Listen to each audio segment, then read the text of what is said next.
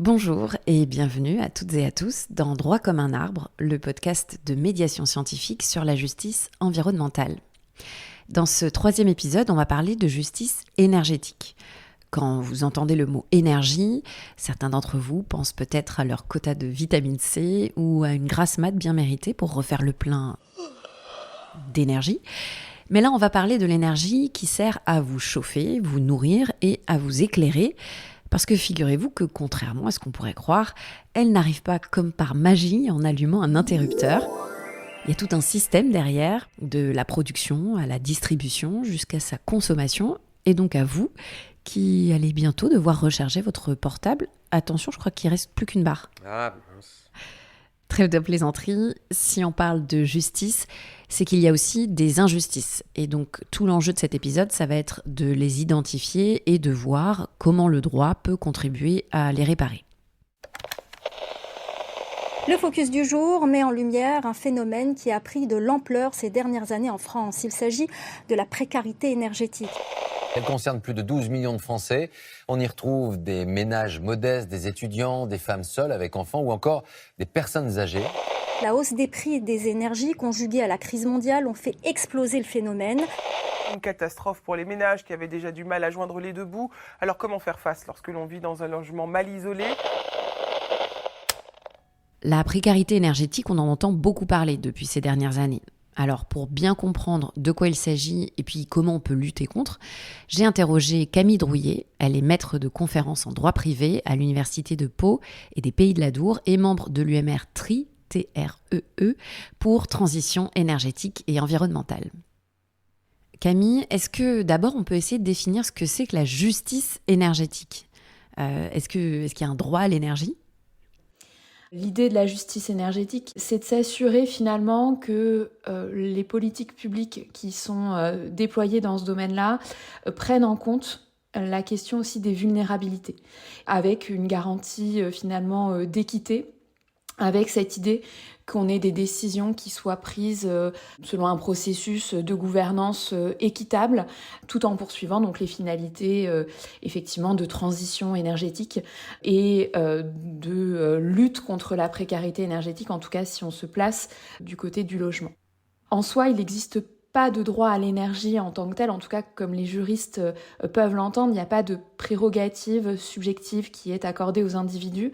Ça ne veut pas dire qu'il n'existe rien, puisqu'en réalité, le droit à l'énergie, on va le retrouver dans le code de l'énergie.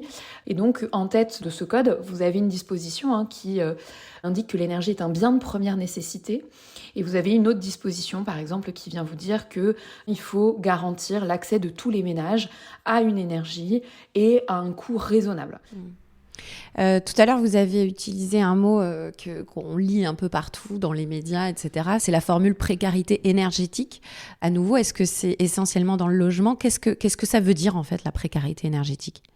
Alors pour le dire simplement, la précarité énergétique, c'est lorsque une personne éprouve dans son logement des difficultés à pouvoir se fournir en énergie suffisante pour assurer ses besoins essentiels. Alors bien sûr, il y a la question de la température et donc la question du chauffage. Il y a la question à la rigueur de l'éclairage, il y a la question aussi de l'énergie pour s'alimenter. Et donc cette situation de précarité énergétique, elle se mesure en fonction des revenus de cette personne ou de ce ménage et puis des conditions d'habitat parce que parfois, tout simplement, c'est le fait de vivre dans un logement qui est très mal isolé, ce qu'on peut parfois qualifier de passoire thermique, qui fait qu'effectivement, on aura beau mettre le chauffage très fort et très longtemps, en réalité, on n'aura jamais une température qui soit une température correcte en raison de la déperdition de l'énergie. Et alors du coup, donc je comprends que le défi aujourd'hui, c'est à la fois de lutter contre cette précarité énergétique et en même temps de l'accompagner d'une véritable transition énergétique. Donc il y a vraiment ces deux volets, un social et un environnemental. Comment est-ce qu'on fait ? Enfin, quels sont les outils, les dispositifs aujourd'hui qui nous permettent d'avancer ? Donc, pour pouvoir mettre tout ça en œuvre, on a un certain nombre de dispositifs qui sont régis par le droit, mais pas que, parce que notamment ils reposent beaucoup sur le signal prix. Pour en citer quelques-uns, mais sans prétention à l'exhaustivité, on peut par exemple citer le chèque énergie. Le chèque énergie, c'est une aide ponctuelle qui est versée aux ménages les plus modestes, donc exclusivement sur des conditions de revenus. Voilà, c'est une aide qui va d'à peu près 50 € jusqu'à 200 € suivant la composition du ménage et qui doit permettre d'aider à payer les factures donc, d'électricité et de gaz.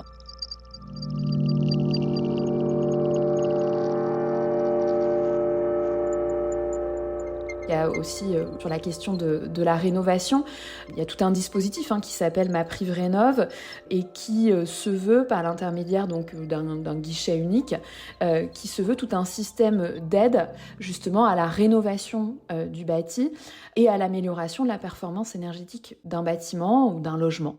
Bon, on va peut-être pas lister tous les dispositifs, mais sachez qu'il y a aussi le bouclier tarifaire qui est intervenu notamment au moment du début de la guerre en Ukraine et donc de l'augmentation des prix de l'électricité. Et puis il y a un autre dispositif aussi qui pour le coup n'est pas une aide, mais plutôt une contrainte. Et c'est là que le droit intervient pour revenir au cœur de notre podcast. C'est le DPE. Est-ce que vous pouvez nous expliquer ? Le DPE, c'est le diagnostic de performance énergétique.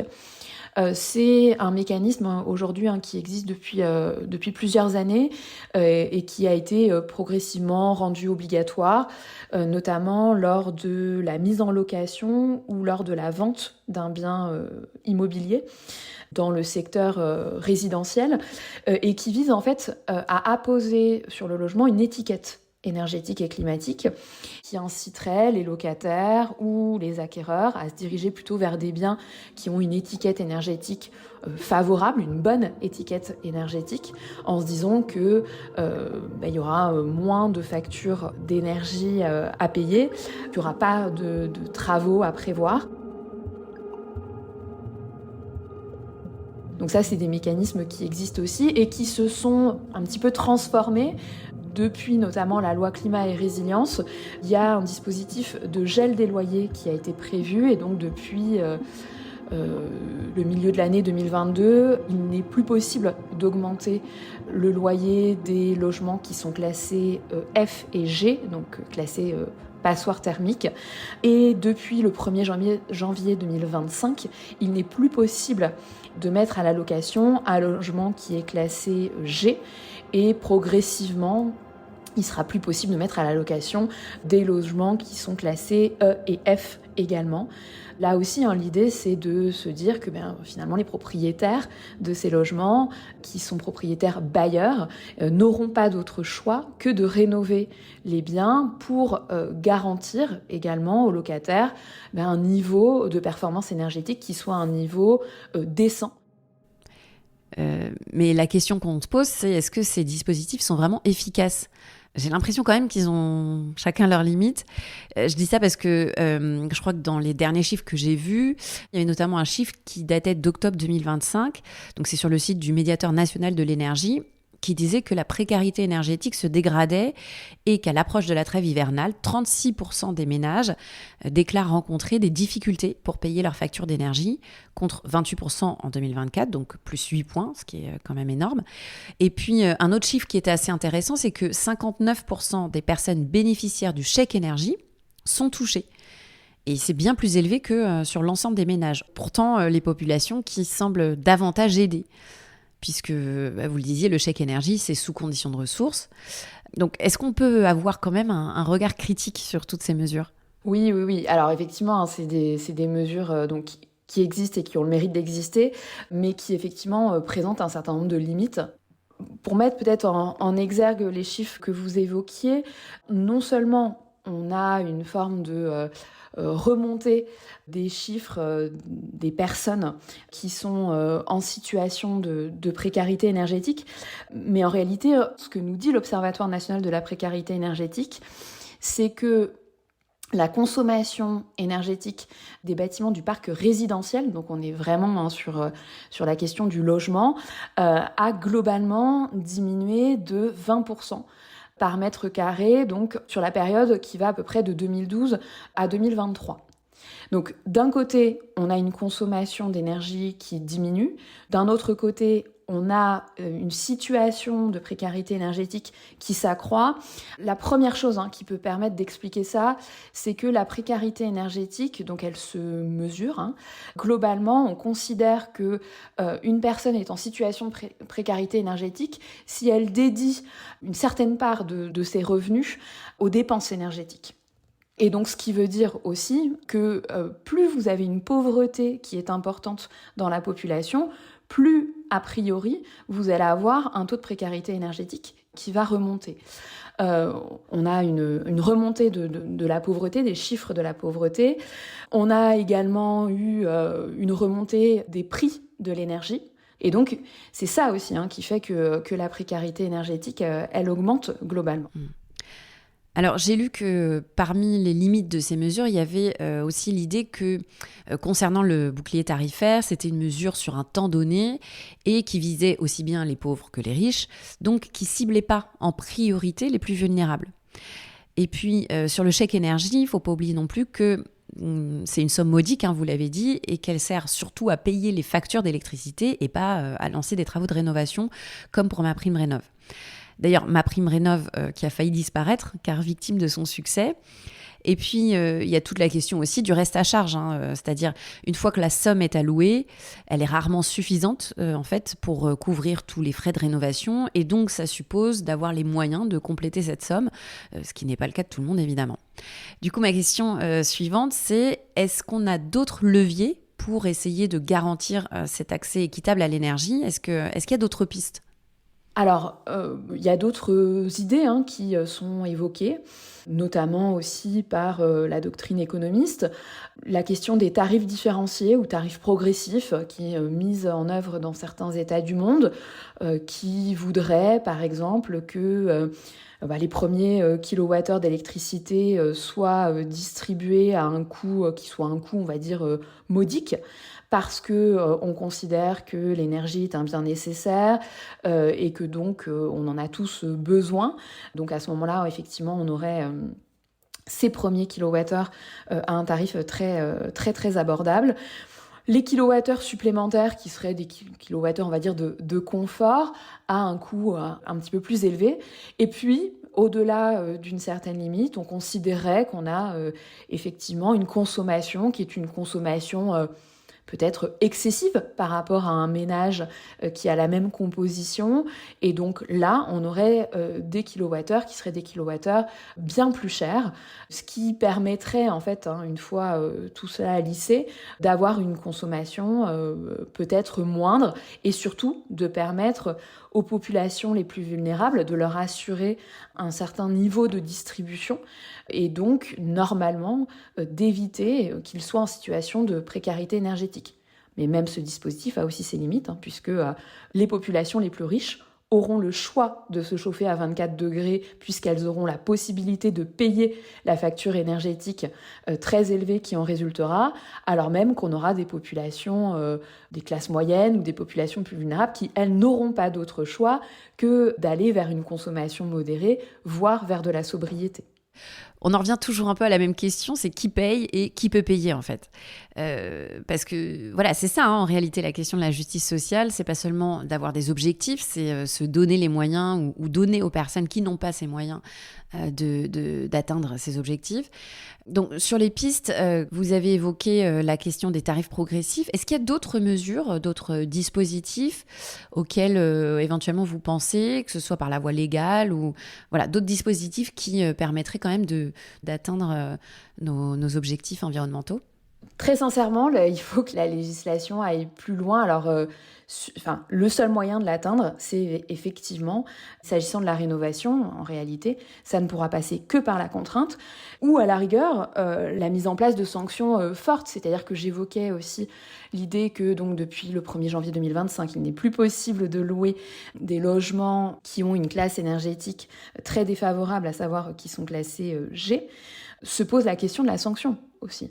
À la fois parce qu'au 1er janvier 2025, il y avait un certain nombre de logements classés G qui étaient déjà en location. Est-ce que ça veut dire que les locataires ont quitté les lieux ce jour-là pour que le propriétaire puisse faire des travaux ? Je n'en suis pas sûre. Donc on a aujourd'hui un certain nombre de ces logements qui sont habités. Est-ce que ça veut dire que ces logements sont absolument plus loués ? Je n'en suis pas certaine non plus.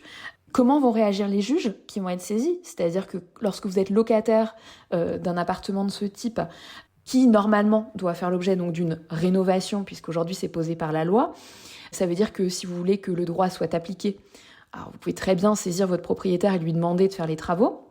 Il peut le faire spontanément, il peut très bien ne pas le faire. À ce moment-là, votre moyen d'action, c'est de saisir le juge. Et que le juge enjoigne le propriétaire de le faire. Et donc là aussi, il y a une forme de difficulté qui se joue, et donc peut-être d'amélioration. Déjà, comment le juge va réceptionner ça et quelles sont les sanctions qui vont être prononcées. Là, on est un petit peu en attente de cela. Et puis, ça veut dire saisir le juge. Saisir le juge, c'est pas nécessairement à la portée de tous.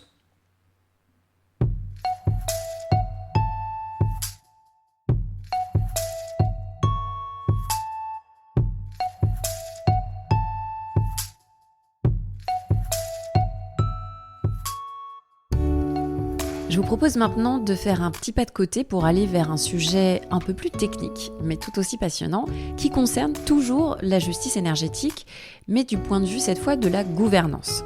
Parce que c'est ça aussi la justice, c'est qui décide de quoi et pour qui. Pour en parler, j'ai interrogé Blanche Lormetot, chargée de recherche CNRS au laboratoire IODE, à la faculté de droit de Rennes et spécialisée en droit de l'énergie. Pour commencer, Blanche, quel constat vous faites sur l'état de la gouvernance justement de l'énergie par les consommateurs ? Alors, pour l'heure, les usagers sont très peu représentés au sein des grands systèmes énergétiques. À la fois parce qu'on a un système énergétique qui est très centralisé, qui est tourné autour d'une énergie nucléaire et donc avec peu d'interaction entre le producteur, le distributeur et le consommateur final. Mais les énergies renouvelables étant effectivement produites localement, visuellement, les consommateurs les voient, ça commence à intéresser l'ensemble finalement de la population, de se dire c'est pas uniquement une question de prix, c'est une question aussi de je veux savoir quelle est cette énergie, comment elle est produite, comment je vais la consommer, à quelles heures je vais la consommer. Et on voit qu'on a une réappropriation sociale de toute cette question-là. Et alors, pour se réapproprier cette question de l'accès à l'énergie, on voit émerger depuis quelques années d'autres formes de gestion de l'énergie, soit de manière individuelle, soit collective. Est-ce que vous pouvez nous expliquer un peu de quoi il s'agit ? Alors, l'autoconsommation individuelle, c'est lorsque, typiquement, vous installez des panneaux solaires photovoltaïques sur votre toit et que vous consommez directement l'électricité que vous produisez. C'est un choix du consommateur. Il peut choisir soit de revendre toute l'électricité qu'il a produite sur le marché, d'en revendre une partie ou de tout autoconsommer. Donc, il aura une partie de son énergie qui sera directement produite, entre guillemets, sur son toit. L'autre type de structure que l'on a vu émerger à partir de 2015, avec vraiment une envolée en 2019 et puis avec un rythme qui se poursuit, c'est ce qu'on appelle l'autoconsommation collective. L'autoconsommation collective, c'est un regroupement de producteurs, de consommateurs au sein de ce qu'on appelle une personne morale organisatrice. Et ce producteur et ses consommateurs vont se mettre d'accord sur... On a une production d'électricité qui est sur le toit de notre voisin. Combien moi je vais en prendre, combien mon voisin va en prendre, à quel prix on va en prendre. Et ça permet ainsi effectivement d'avoir quand même une baisse de facture globale, mais surtout d'aller travailler sur ces notions de gouvernance de l'électricité. Et on voit qu'on a des opérations d'autoconsommation collective, par exemple, qui vont dire on a ce foyer-là, c'est un foyer monoparental, donc il y a peut-être un peu plus de difficultés. On va lui attribuer une part d'électricité supplémentaire ou alors avec un tarif plus avantageux que ce qu'il pourrait trouver sur le marché. Et ça peut aller très loin. On a certaines opérations d'autoconsommation collective qui vont favoriser les télétravailleurs dont le siège social est chez eux, c'est-à-dire vraiment, par exemple, un artisan.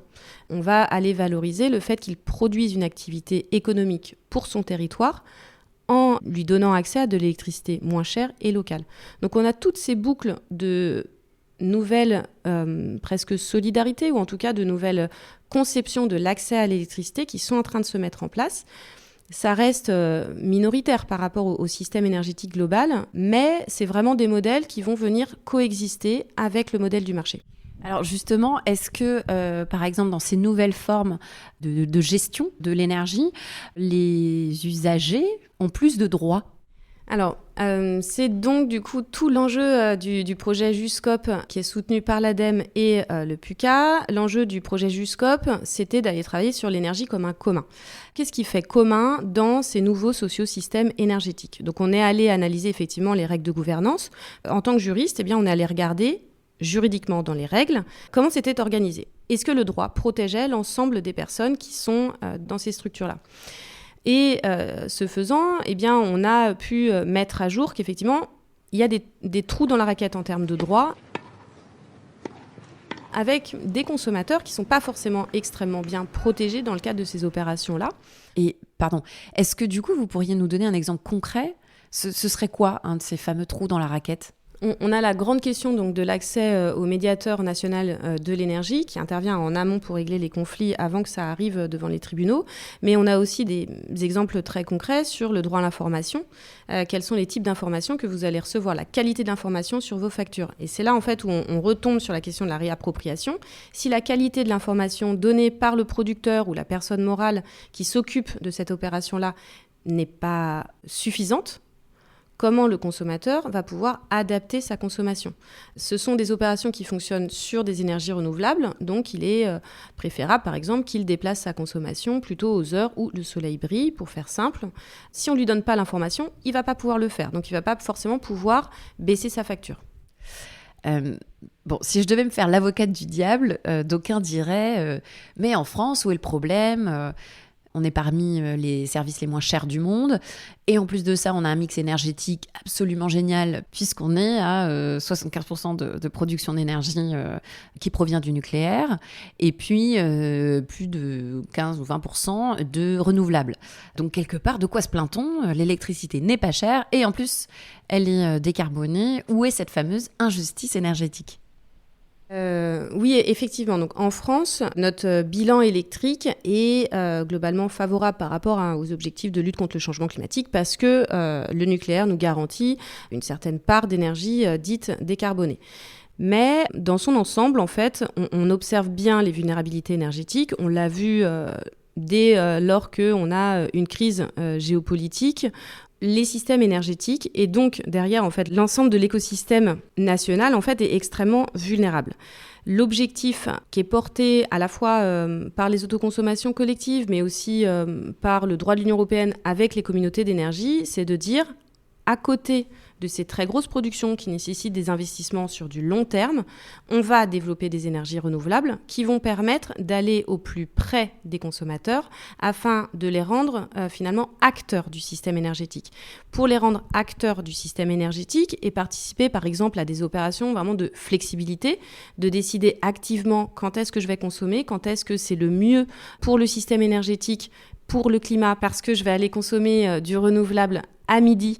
Donc, je vais commencer à faire tourner mes machines à midi, ce qui implique du coup un changement complet de mode de consommation parce qu'on a un petit peu l'habitude que les heures creuses, ce soit la nuit. Là, maintenant, les nouvelles heures creuses vont être placées en journée. Donc, on a les besoins d'aller travailler sur ce consommateur que l'on va rendre acteur. Mais l'idée de la justice énergétique, c'est pas de le rendre acteur passif, c'est-à-dire de lui dire « oui, ce serait mieux que vous consommiez à midi ». Non, c'est aussi de le rendre acteurs avec des représentants, c'est-à-dire vraiment qu'ils participent à la prise de décision effective de qu'est-ce que je dois consommer, quand est-ce que je dois consommer, et pas uniquement de réagir à des signaux tarifaires qui sont nécessaires pour l'équilibre, mais la justice énergétique entend quand même vraiment aller au-delà et offrir aux citoyens, aux consommateurs final, cette possibilité de participer à la gouvernance du système énergétique.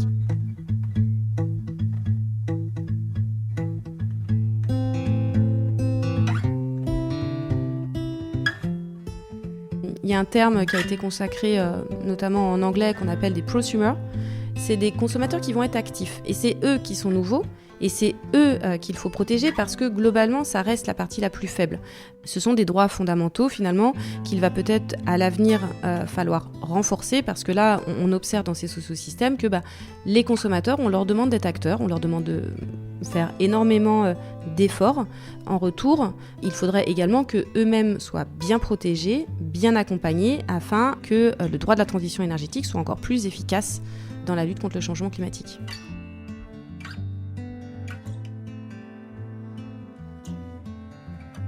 Pour conclure, je dirais que en réalité, il n'y a pas 2, mais 3 piliers qui soutiennent la justice énergétique. Il y a l'urgence sociale, c'est-à-dire lutter contre les passoires thermiques et garantir à tous et toutes des conditions de vie décentes. Il y a bien sûr l'urgence environnementale, en baissant notre consommation d'énergie. Et puis il y a l'urgence démocratique, pour que les citoyens ne soient plus de simples payeurs de factures, mais bien des acteurs du changement.